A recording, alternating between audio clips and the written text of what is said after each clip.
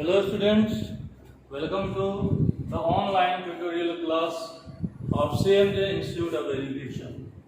In the previous class, we studied about development, and in this class we read about second part of the development. Let us start. In the previous class, we read about development, what is the main criteria of development, and in this chapter we will read about per capita income in 1950 to 1951 and 2000, comparison of per capita income in India. अभी हम लोग पढ़ा पर capital income के बारे में, भारत के per capita income के बारे में, जो 1950 to 51 जो था वह इंडियन करेंसी 255 पर एनम था, और यही पर कैपिटा इनकम 2000 में बढ़कर 16,500 हो गया। यह कंपैरिजन है पर कैपिटा इनकम का, इंडिया के पर कैपिटा इनकम का 1951 टू 2000, यानी कि इस 50 वर्ष में in the total difference of 50 years हम लोग क्या देखते हैं, तो यह 255 रुपीज पर एनम किसमें कन्वर्ट हो गया, 16,500 में कन्वर्ट हुआ। अब इसके आगे हम लोग पढ़ना है यूएनडीपी के बारे में। तो यहाँ पे हम लोग देख सकते हैं यूएनडीपी का फुल फॉर्म क्या लिखा गया है, United Nation development programme, United Nation development programme. और यह यूएनडीपी जो है पूरी तरीके से डिपेंड करता है किस पे, एचडीआर पे। यूएनडीपी पूरी तरीके से डिपेंड किस पे करता है, एचडीआर पे। और एचडीआर का फुल फॉर्म क्या होता है, ह्यूमन डेवलपमेंट रिपोर्ट। और एचडीआर जो होता है वह किसका मिला हुआ रूप होता है, तो एचडीआर में हम लोग पर कैपिटा इनकम को देखते हैं, हेल्थ स्टेटस को देखते हैं और एजुकेशन स्टेटस को देखते हैं। तो per capital income plus health plus education is the scale of according to the HDR, यानी यह एचडीआर का क्या है, एक स्केल है, एक मापदंड है जो, और यह सूचना एचडीआर से कहां पहुंची है, यूएनडीपी में पहुंची है। इसके आगे हम लोग पढ़ेंगे जीडीपी के बारे में। तो जीडीपी का फुल फॉर्म क्या होता है, ग्रॉस डोमेस्टिक प्रोडक्ट, और एक और टर्म है इसमें जीएनपी। तो अभी हम लोग देखेंगे कि जीडीपी और जीएनपी में क्या अंतर होता है, what is the difference between GDP and GNP. GDP refers to the gross domestic product and GNP refers to the gross national product. तो अभी हम लोग देखते हैं कि ग्रॉस नेशनल प्रोडक्ट और ग्रॉस डोमेस्टिक प्रोडक्ट में क्या अंतर होता है। अब हम लोग देखते हैं जीडीपी के बारे में। आखिर ये जीडीपी होता क्या है, तो जीडीपी का फुल फॉर्म होता है ग्रॉस डोमेस्टिक प्रोडक्ट। जीडीपी का फुल फॉर्म होता है ग्रॉस डोमेस्टिक प्रोडक्ट। यहाँ पे ग्रॉस का टोटल से भी लगाया जा सकता है, तो टोटल डोमेस्टिक प्रोडक्ट। और यहाँ पे देखिए प्रोडक्ट को हम लोग दो प्रकार से समझ सकते हैं। यहाँ पे प्रोडक्ट वर्ड जो यूज किया गया है वो प्रोडक्शन के लिए भी यूज किया गया और सर्विस के लिए भी यूज किया गया, यानी प्रोडक्ट से यहाँ पे हमें प्रोडक्शन के बारे में भी समझना और सर्विस के बारे में भी समझना, यानी यह दोनों पार्ट किससे रिलेटेड है, प्रोडक्ट से रिलेटेड है। तो जीडीपी को हम लोग क्या बोल सकते हैं, टोटल डोमेस्टिक प्रोडक्ट बोल सकते हैं। और फिर यहाँ पे एक और क्वेश्चन जनरेट होगा, व्हाट इज जीडीपी, आगे जीडीपी होता क्या है। तो यहाँ पे डिफाइन किया गया कि money value of all the goods, money value of all the goods and service produce with in a country, यानी किसी देश में जो गुड्स और सर्विस प्रोड्यूस होता है और उसके बदले में क्या क्रिएट होता है, उसका मनी वैल्यू क्रिएट होता है, उसी को हम लोग क्या बोलते हैं, जीडीपी बोलते हैं। उसको क्या बोलते हैं, जीडीपी। और जीडीपी को हम लोग हिंदी में सकल घरेलू उत्पाद के भी नाम से जानते हैं। जीडीपी का हिंदी क्या होता है? सकल घरेलू उत्पाद, यानी ग्रॉस, सकल टोटल, डी डोमेस्टिक घरेलू, पी से प्रोडक्ट यानी उत्पाद। अब आते हैं इसी से रिलेटेड एक और वर्ड है जीएनपी। जीएनपी यहाँ पे हम लोग पढ़े थे जीडीपी और अब पढ़ना है जीएनपी। तो जीएनपी का फुल फॉर्म होता है क्या? Gross national product. जीएनपी का फुल फॉर्म क्या होता है? Gross national product. और यहाँ पे भी ग्रॉस का अर्थ क्या होगा? टोटल से होगा, नेशनल और प्रोडक्ट। तो यहाँ पे अगर हम लोग देखते हैं तो यह जीएनपी होता क्या है? तो इसमें जीडीपी इंक्लूड होता है, इसमें जीडीपी इंक्लूड होता है। और यह किसके साथ इंक्लूड होता है? तो फॉरेन एक्सचेंज के साथ इंक्लूड होता है। यानी भारत की अगर हम लोग बात करें तो भारत के जो भी लोग एनआरआई होते हैं, जो भी लोग फॉरेन में जाके वर्क करते हैं, तो जब वो फॉरेन में वर्क करते हैं तो फॉरेन करेंसी को उनके द्वारा अर्न किया जाता है। और फॉरेन करेंसी जब भारत में आता है तो वह एक्सचेंज होकर इंडियन करेंसी में कन्वर्ट हो जाता है। इस तरीके से हमारे देश में फॉरेन करेंसी आता है, और फॉरेन करेंसी जब आता है तो जिस देश में जितना अधिक मात्रा में आता है उस देश का इकोनॉमी उतना ही मजबूत होता है। तो ये जीडीपी को क्या करता है? फॉरेन एक्सचेंज और मजबूत किया करता है, जिसको हम लोग जीएनपी के नाम से जानते हैं। अब आते हैं एनआईपी। एनआई का फुल फॉर्म होता है नेशनल इनकम, यानी राष्ट्रीय आय। और जैसे कि नाम से ये समझ रहे हैं कि राष्ट्रीय आय का अर्थ क्या होता है कि वह आय जो राष्ट्र के द्वारा निर्माण किया जाता है। Which type of income create bye nation is called national income, या फिर total income of nation is called national income. यानी नेशन का जो टोटल इनकम होता है उसी को हम लोग नेशनल इनकम के रूप में जानते हैं। इसमें 1 रुपया का भी अगर किसी के द्वारा इनकम किया जा रहा है वह भी नेशनल इनकम का ही पार्ट है। अगर किसी के द्वारा करोड़ों या अरबों का भी इनकम किया जा रहा है तो वह भी क्या है? It is the part of national income. यह एक नेशनल इनकम का ही पार्ट होगा। इसका अर्थ है कि वह 1 रुपया भी ऐड होगा नेशनल इनकम में, और वह 1 करोड़ भी ऐड होगा नेशनल इनकम में। इसको बोलते हैं नेशनल इनकम, यानी राष्ट्रीय आय, राष्ट्र के द्वारा अर्जित किया गया आय। NAR net attendance ratio. और यह नेट अटेंडेंस रेशियो का स्केल जो होता है वो पर 100 होता है। यानी 100 बच्चे में कितने बच्चे स्कूल में उपस्थित रहते हैं, यही हमको बताता है नेट अटेंडेंस रेशियो। तो नेट अटेंडेंस रेशियो फाइंडिंग पर 100% children of age group 40 to 15 years attending school, यानी 14 से 15 साल के बच्चे कितने मात्रा में स्कूल जाते हैं, उनका पर 100 में स्कूल जाने का क्या रेशियो होता है, वही हमको NAR के द्वारा पता चलता है। नेक्स्ट हमारा है IMR, जिसको बोला जाता है infant mortality rate. Infant mortality rate, infant का अर्थ होता है नवजात, मोर्टेलिटी का अर्थ होता है मृत्यु, रेट का अर्थ होता है दर, यानी नवजात शिशु मृत्यु दर। IMR का हिंदी क्या हो जाएगा? नवजात शिशु मृत्यु दर। इसको इंग्लिश में इन्फेंट मोर्टेलिटी रेट के नाम से जाना जाता है। तो IMR होता क्या है?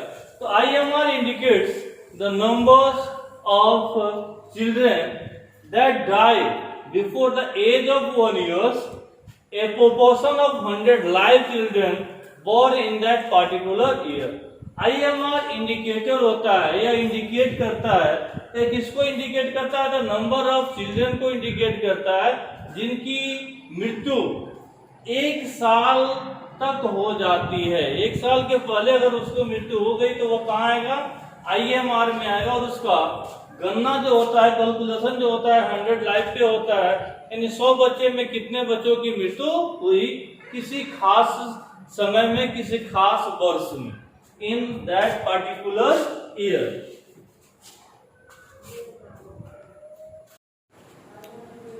Literacy rate. What is literacy rate? Literate population in the 7th and above age group। यानी लिटरेसी रेट है क्या? तो लिटरेट पॉपुलेशन 7 और 7 साल से अधिक के जो एज ग्रुप का जो लिटरेट पॉपुलेशन होता है वही हमारा क्या बनता है, लिटरेसी रेट बनता है।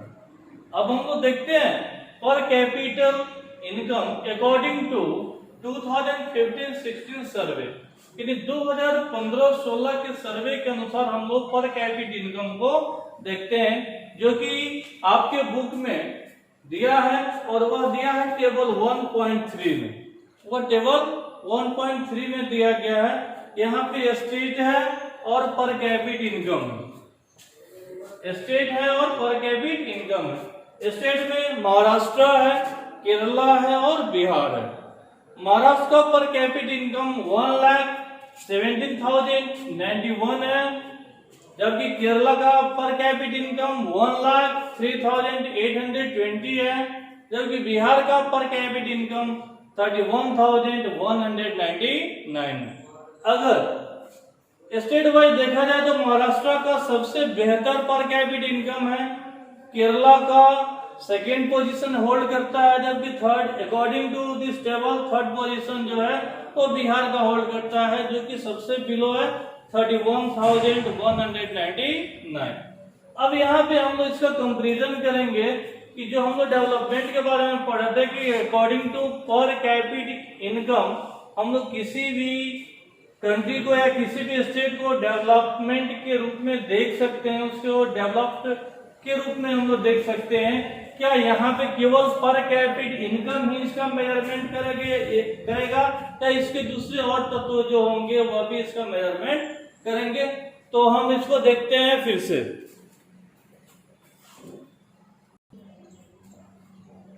अब हम लोग देखते हैं ऑन द बेसिस ऑफ पर कैपिटल इनकम। हम लोगों ने देखा था कि महाराष्ट्र का ऑन द बेसिस ऑफ पर कैपिटल इनकम महाराष्ट्र का सबसे बेहतर पोजीशन था, सेकेंड में केरला था और थर्ड में बिहार था। According to 1.3 table, according to table 1.3 Maharashtra का बेहतर था किससे, केरला का, और केरला का किससे बेहतर था, बिहार का था। अब आते हैं टेबल 1.4 में। इस टेबल में हम लोग को कुछ कंपैरेटिव डाटा महाराष्ट्र, केरला और बिहार का देखना है। इसमें स्टेट वही 3 ही स्टेट है, महाराष्ट्र है, केरला है और बिहार है। और इसका जो अलग अलग डाटा देखना है वह देखना है इन्फेंट मोर्टेलिटी रेट यानी IMR में, फिर लिटरेसी रेट देखना है परसेंटेज में, और फिर NAR देखना है, नेट अटेंडेंस रेशियो देखना है।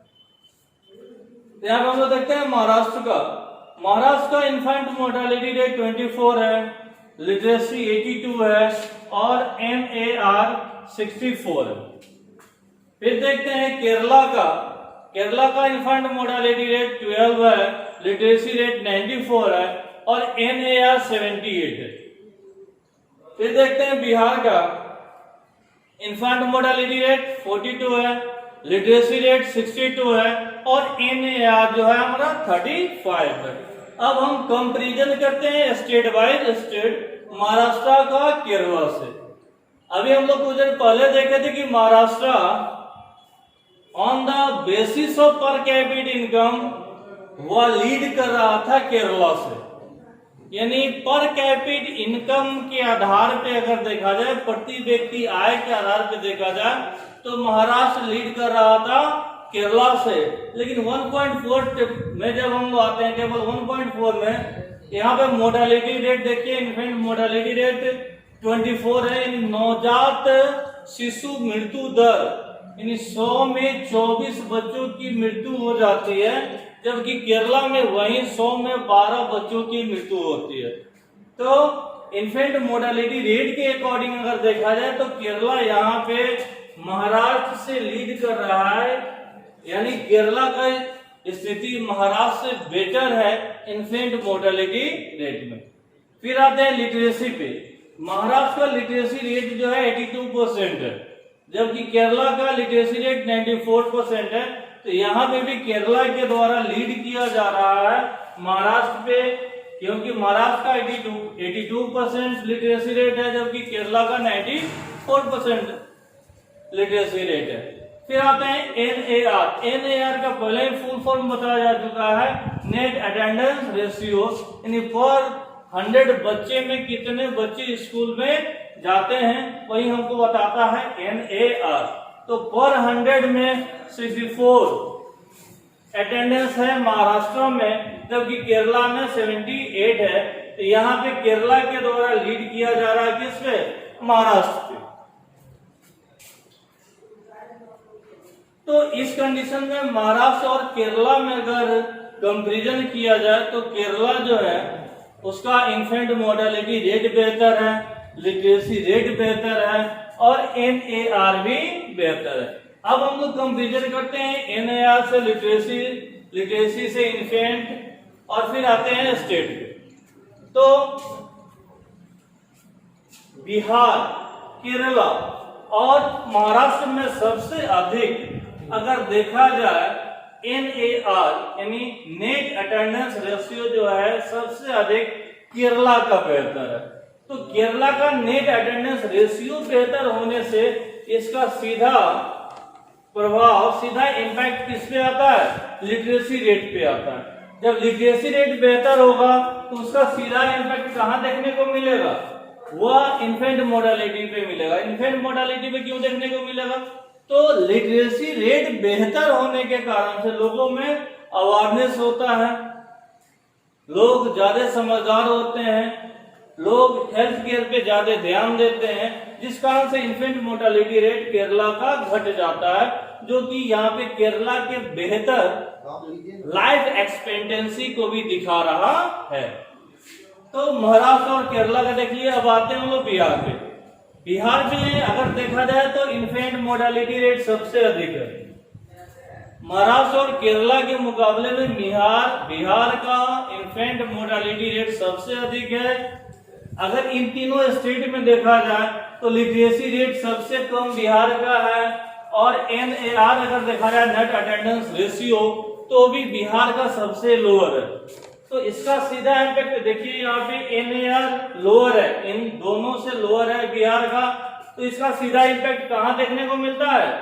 आपको लिटरेसी रेट पे देखने को मिलता है। और लिटरेसी रेट का सीधा इम्पैक्ट कहाँ देखने को मिलता है? इन्फेंट मोर्टेलिटी रेट में देखने को मिलता है, क्योंकि जब हम लोग ज्यादा साक्षर नहीं होंगे, लिटरेट नहीं होंगे, तो हम लोग हेल्थ कॉन्शियस नहीं हो सकते हैं। जब हेल्थ कॉन्शियस नहीं होंगे, जब प्रॉपर तरीके से हम अपने हेल्थ का टेक केयर नहीं कर पाएंगे और बेहतर हेल्थ केयर यूनिट हमारे पास नहीं रह पाएगा, तो इसका सीधा असर इन्फेंट मोर्टेलिटी रेट पे देखने को पड़ेगा। तो यह था इन्फेंट मोर्टेलिटी, लिटरेसी रेट और NAR में कंपैरिजन। अब स्टेट वाइज कंपैरिजन कर लेते हैं। तो केरला महाराष्ट्र से बेहतर है और महाराष्ट्र जो है वो बिहार से बेहतर है। तो इस प्रकार से हम लोग 1.4 में देख चुके हैं, और यह था कंपैरेटिव डाटा था किसका? महाराष्ट्र का, केरला का और बिहार का।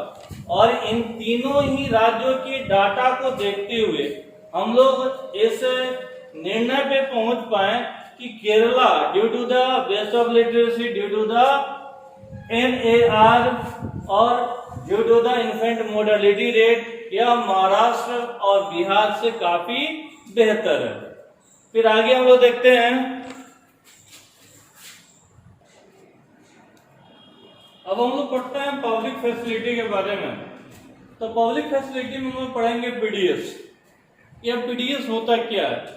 What is the full form of PDS? PDS full form Public Distribution System. PDS, P for Public, D for Distribution, S for System. What is PDS? PDS है क्या? Public Distribution System is a government sponsored chain of shops.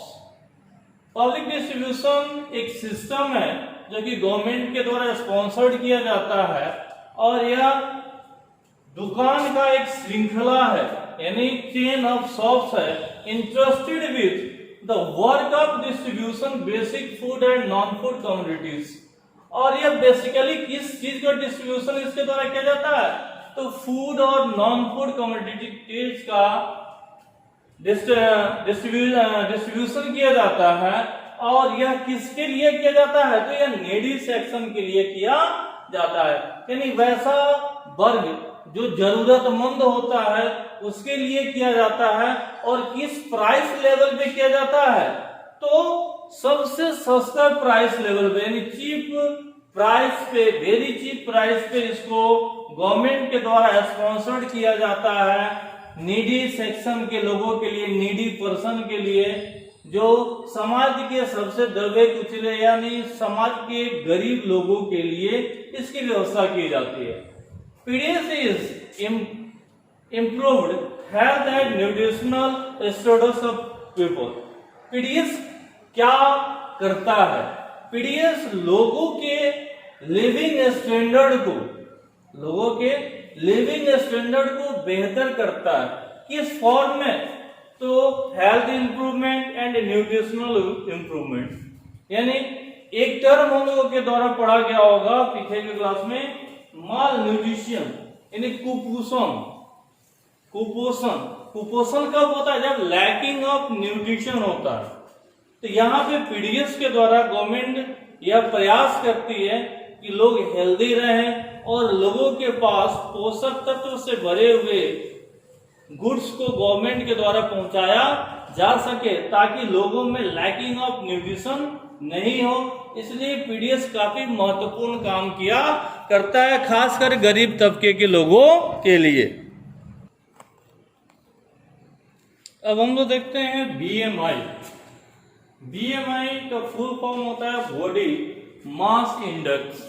यह BMI होता क्या है, यह BMI body mass index होता है। यह एक सूचकांक होता है जो किसको बताता है, हमारे बॉडी में पाए जाने वाले न्यूट्रिशन को बताता है कि हमारा body nutrients full of nutrients है या हमारे बॉडी में लैकिंग ऑफ न्यूट्रिएंट्स है। इसकी जानकारी हमें बीएमआई के माध्यम से होती है। It help us finding about nutritional level. इसके द्वारा हमें किसकी जानकारी होती है, न्यूट्रिशनल लेवल की जानकारी होती है। और न्यूट्रिशनल लेवल की जानकारी किसके माध्यम से होती है, बीएमआई के थ्रू होती है। एक और टर्म है जिसको बोलते हैं एचडीआई। एचडीआई का फुल फॉर्म होता है ह्यूमन डेवलपमेंट इंडेक्स। यह सूचकांक होता है, किसका सूचकांक होता है, मानवीय विकास का, यानी ह्यूमन डेवलपमेंट का यह एक सूचकांक होता है जिसको हम लोग एचडीआई के नाम से जानते हैं। अब आते हैं सस्टेनेबिलिटी, और इसको हम लोग दूसरे तरीके से क्या समझ सकते हैं, कंटिन्यूटी। सस्टेनेबिलिटी का अर्थ क्या होता है, कंटिन्यूटी यानी निरंतरता। तो हम अपने रिसोर्स को निरंतरता के लिए यानी कंटिन्यूटी के लिए क्या कर सकते हैं, तो पहला कंजर्वेशन ऑफ रिसोर्स, हमें अपने रिसोर्स का संरक्षण करना चाहिए। किसके लिए, ताकि हम अपने आगे आने वाले जनरेशन के लिए वह रिसोर्स को प्रोवाइड करा सके। और यह तभी हो सकता है जब हम अपने रिसोर्स को कंजर्व करेंगे। सेकेंड है कंजर्वेशन ऑफ नेचर। हमें अपने नेचर को भी कंजर्व करना होगा, यानी हमें नेचर को बेहतर तरीके से रखना होगा। लो पॉल्यूशन क्रिएट करने वाले वर्क को हमें करना चाहिए, और नेचर को बचा के रखना ही हमारे लिए फायदेमंद रहेगा। और थर्ड जो है वह कंजर्वेशन ऑफ नेचुरल रिसोर्स है। और तीसरा पोजीशन क्या है कि हमें अपने नेचुरल रिसोर्स को भी कंजर्व करना चाहिए। We should conserve natural resource, यानी जो प्राकृतिक स्रोत है जब वह कंजर्व मोड में रहेंगे, संरक्षित मोड में रहेंगे, तब हम उसका प्रयोग लंबे समय तक कर सकते हैं। क्योंकि हम लोग देखते हैं कि नेचुरल रिसोर्स में कुछ दो प्रकार के रिसोर्स पाए जाते हैं, रिन्यूएबल और नॉन रिन्यूएबल। रिन्यूएबल में तो कोई दिक्कत नहीं होता क्योंकि उसको फिर से रिन्यू किया जा सकता है, लेकिन नॉन रिन्यूएबल ऐसे रिसोर्स होते हैं जो एक बार चला जाए तो फिर दोबारा नहीं मिलेगा। तो हमें कंजर्व करके उसका लंबे समय तक हमारे द्वारा उसका उपयोग किया जा सकता है। अगर हमारे द्वारा कंजर्व नहीं किया जाएगा तो वह एक न एक दिन खत्म हो जाएगा, और जब वो खत्म हो जाएगा तो फिर वह रिसोर्स हमें प्राप्त नहीं हो सकता है। अब हम इस चैप्टर का सबसे लास्ट पॉइंट देखते हैं, डिफरेंट डेवलपमेंटल प्रोमिसेस, यानी विभिन्न प्रकार के विकास में होने वाले वादे, विभिन्न प्रकार के, यानी यहाँ पे फ्लैक्चुएट डेवलपमेंट देखने को मिलेगा, फ्लैक्चुएट गोल देखने को मिलेगा, फ्लैक्चुएट डिजायर देखने को मिलेगा, फ्लैक्चुएट नोशन देखने को मिलेंगे। यानी यहाँ पे विभिन्न प्रकार के लोगों के द्वारा विभिन्न प्रकार का गोल का क्रिएशन किया जाता है। और डेवलपमेंट के बारे में हम शुरू में पढ़ चुके हैं कि डेवलपमेंट होता क्या है। तो डेवलपमेंट एक प्रोसेस होता है गोल अचीव करने का। तो विभिन्न लोगों के द्वारा विभिन्न प्रकार के गोल का क्रिएशन किया जाता है, और विभिन्न प्रकार के लोगों के द्वारा विभिन्न तरीके से उस गोल को अचीव करने का प्रयास किया जाता है। वही चीज यहाँ पे देखना है कि डिफरेंट पीपल है डिफरेंट टाइप ऑफ गोल्स और नोशन, जिसको हम लोग डिजायर के भी नाम से जानते हैं। तो विभिन्न लोगों के पास विभिन्न प्रकार के डिजायर होते हैं, विभिन्न प्रकार का गोल क्रिएशन होता है, और उनका विभिन्न प्रकार का डेवलपमेंट भी हुआ करता है। जैसे एज फॉर एग्जाम्पल हम लोग रिक्शा पुलर का ले सकते हैं। तो रिक्शा पुलर का जो डेवलपमेंट होगा वह इंजीनियर के डेवलपमेंट से अलग होगा। रिक्शा पुलर का नोशन यानी डिजायर अलग होगा, और उसका गोल भी अलग होगा। किसके कंपैरिजन में? किसी भी इंजीनियर के कंपैरिजन। तो इसको हम लोग डिफरेंट पीपल डिफरेंट गोल्स के भी नाम से जान सकते हैं। तो इसको हम लोग अलग अलग, जैसे कोई अर्बन पीपल है उसका डिजायर कुछ और हो सकता है, कुछ रूरल पीपल होंगे उसके डिजायर कुछ और हो सकता है, कुछ यूथ चिल्ड्रन होंगे उसके डिजायर कुछ और हो सकता है, कुछ एडल्ट लोग होंगे उनका डिजायर अलग हो सकता है। तो सबका डिजायर अलग होगा, सबका नोशन अलग होगा, और सबका डेवलपमेंट गोल भी अलग अलग होगा। जब गोल अलग अलग होंगे तो उनके डेवलपमेंट का जो दायरा होगा वह भी क्या होगा, अलग अलग होते चला जाएगा। इस प्रकार से आपका डेवलपमेंट का चैप्टर यह खत्म हुआ। अब आप इसको थ्रू आउट पढ़कर इसमें होने वाले विभिन्न प्रकार के जो प्रॉब्लम आ सकते हैं उस प्रॉब्लम को फिर आप पूछ सकते हैं, और पूछने के लिए आपको पता है कि कहाँ से आप पूछ सकते हो।